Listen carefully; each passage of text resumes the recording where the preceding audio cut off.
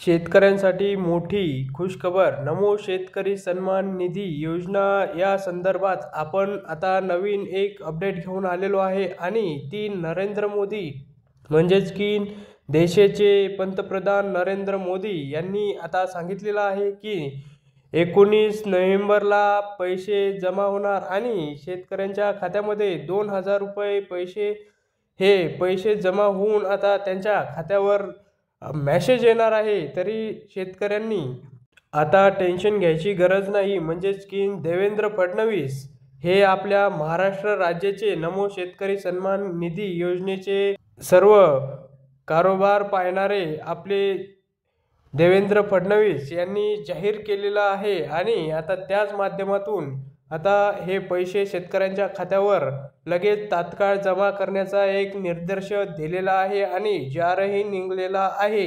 तरी शेतकऱ्यांनी आता टेन्शन न करता त्यांच्या खात्यावर पैसे जमा होणार आहे। तरी आपले काही क्वेश्चन असतील किंवा प्रश्न असतील ते आपल्या कमेंट बॉक्समध्ये नक्की विचारा।